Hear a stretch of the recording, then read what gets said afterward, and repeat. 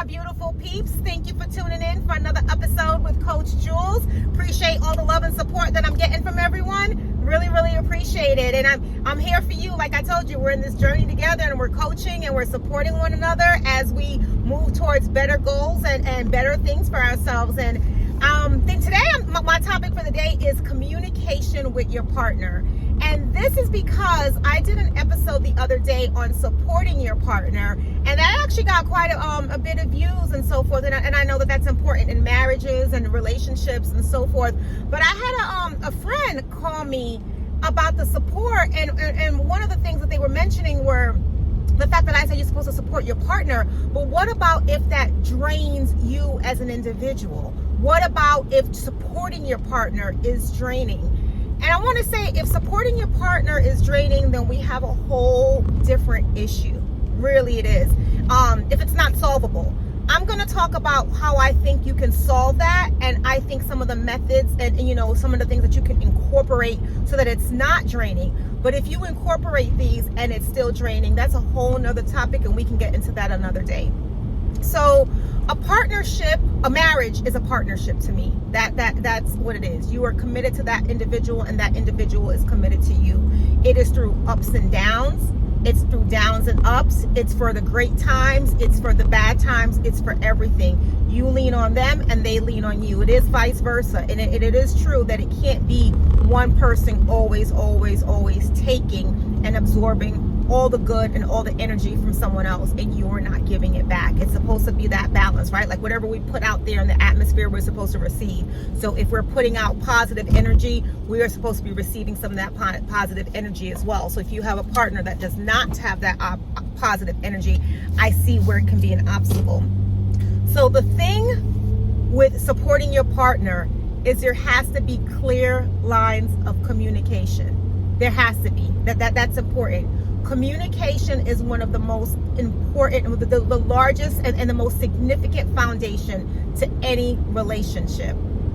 So when you communicate, and there's a way that you communicate, because you want to communicate in a way that you are not belittling that person, that you're not, arguing with them. You want to communicate in a way that it is received. You don't want to be accusatory, because the minute you're too accusatory, your partner then becomes defensive and they do not hear what you're saying. So you want to sit down, or if you're on the phone, whatever it is, you want to take a moment to think about what you want to say, what message are you trying to convey, and ensure that your partner actually gets that message.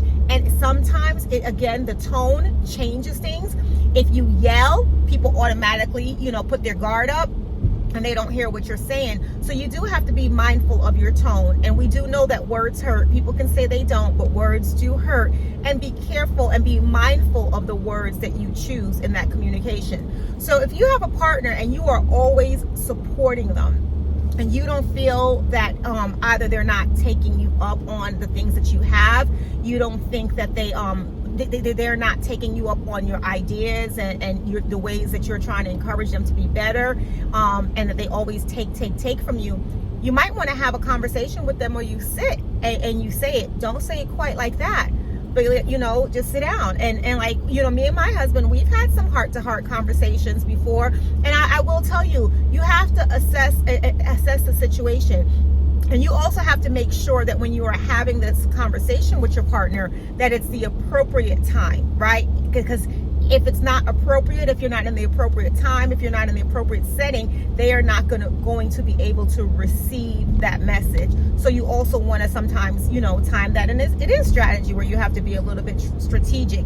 Even with you, we all have hormones. We have endorphins that go up and down. And sometimes if someone speaks to you and it's the bad day and it's not the right time, you can snap unnecessarily. I'm keeping it real because I'm human. You're not supposed to snap, but people do snap because you have moods, right? I try to tell you to stay positive at all times, but let's be honest, you're not going to be positive 100% of the time. But my methods will help that when you are not in the best state of mind or best frame of mind, you can use some of these positive strategies to help get you back there. That's more what I'm saying. It's not that you're going to be, all 100% smiling all the time, 100% in a positive mood, but I want you to have more positive days than you have negative days. And when you are having a bad day, I want you to incorporate methods and strategies to help turn that around. So with that said, communication with your partner, he or she has to be able to receive that message. So you have to be careful of that time, and you have to sit there and choose that wisely. I've had those before with my husband where I wanted to talk about something, and I've had to see where he is. If he's watching a game or playing a video game, obviously that's not the time to go and have that conversation. So I would gauge it and wait for the right time to say, you know what, I really want to talk to you about something, and I want you to listen to me, and it's something that's bothering me, and can we have a conversation? And he would know, okay, you're serious. And I would ask, some things that are bothering me might be a little bit hurtful. Is it okay for me to just express to you how I'm feeling or how I perceive things to be? Because I could be wrong. My perception could be wrong, but even if it's wrong, it's how I perceive it. It's how you perceive it. So you want to sit and say, I want to tell you how I've been feeling. And I might not have any basis for my feelings, and you might be able to talk to me about that, but I want to talk to you about my feelings, and can I do so freely? And you'd be surprised when you do that and have that conversation. It really sets the tone where that person is now ready to listen, and they understand that something has been bothering you and something is on your mind, and they will not be so quick to be defensive. They will be in a more of a receiving manner, and they will welcome, I'm not going to say necessarily welcome, but they will hear what you're saying. And then that starts the conversation and the communication between you two individuals as partners. So at that time, when you sit down and you tell them, lay out facts. Don't lay out opinions. Opinions become on how you feel. So you can tell them, and it makes me feel this way. When you do this, this is how I feel. These are the emotions that come over me. And even if they say, oh, I don't know why you're feeling that way. Help me, because I maybe you don't feel like I should feel that way. But when you do this is what it makes me feel. I don't feel appreciated. I don't feel like you're listening to me. I don't feel like you're taking the time to value what I say. And the other thing in that is, we all have different values, and that's okay. Hopefully you and your partner have some of the same values, but they should know what your values are. So for instance, if certain things are important to you, like for me, I like my home to be neat at all times, 90% of the time. I do. And that's important to me. I don't like things to be misplaced and thrown around. And I think my partner, he knew that before we got married. He knew that once we started dating. So this is something that you know about me.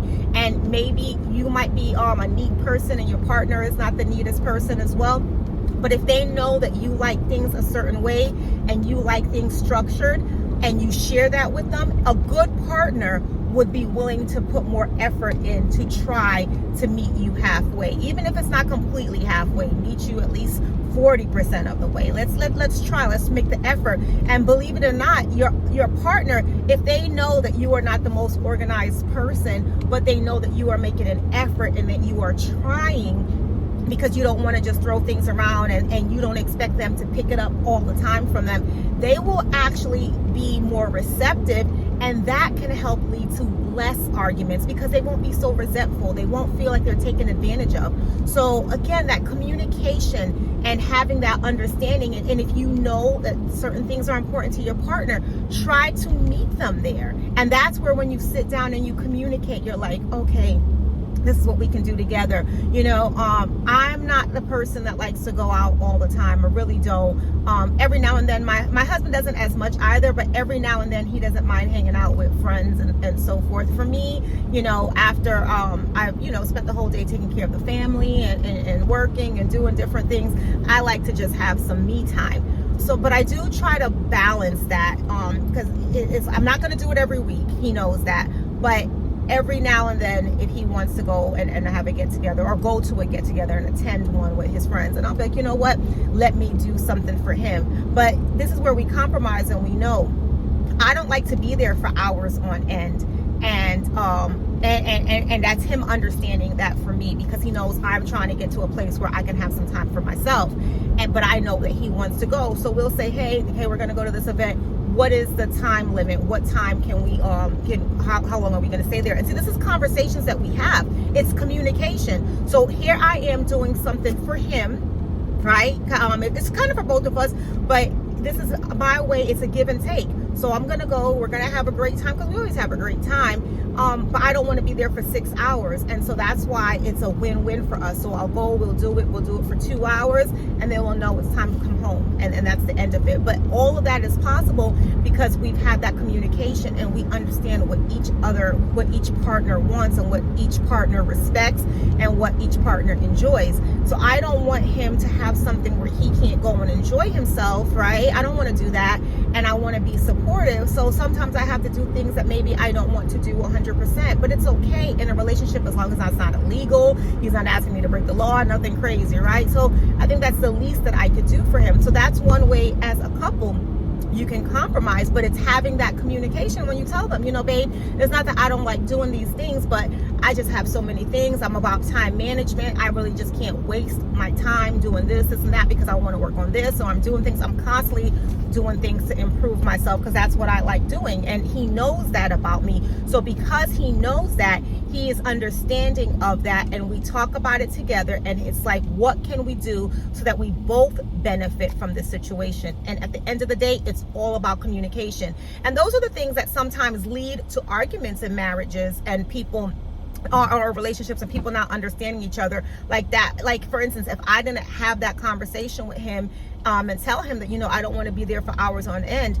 I would just be sitting there being miserable, being angry that I went, feeling like he forced me out, when in actuality he didn't force me out. I'm the one that went out. But it's all because of that communication, and it's all because of that compromise, where here I am as a partner, I want to do something for him, and him as a partner wants to do something for me, and he knows that I don't want to stay out 6-7 hours out of the day. I'd rather get home. So you see how we're able to make a situation smaller, and we don't escalate situations. We don't contribute to escalating them and making them get out of hand. And so for a lot of people, a lot of arguments that marriages have, it is because of that miscommunication or someone feeling a certain way. And it could be, again, incorrect. It may not be the right way, but it is how that person feels. But when you talk and you have open lines of communication, and your partner feels that they can tell you what's on their mind, it helps to make that difference in that relationship, and it makes your communication, it makes that communication stronger,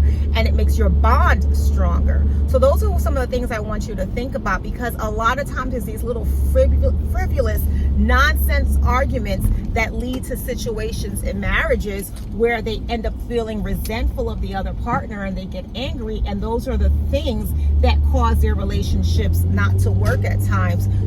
Something simple that just gets blown out of proportion. So communication is one of the I think that's the foundation to a healthy marriage, and it's understanding that communication is a two-way street.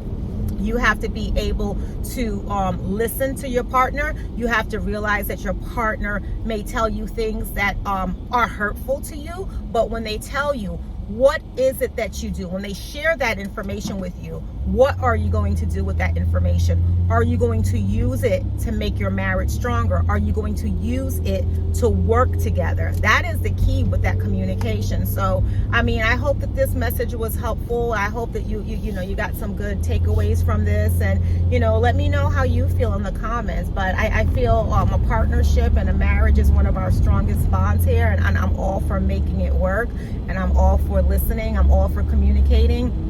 I think no one is perfect. Everyone is going to have something that you don't like or you can't stand at the moment and things like that. It's just how it is. But if you can communicate with your partner and tell them what you like and what you don't like and what you appreciate and don't appreciate, hopefully the two of you can work together, that you continue to build your relationship, and in that relationship you understand each other's needs and wants, and each partner is willing to do that for the other partner because they have that love for them, right?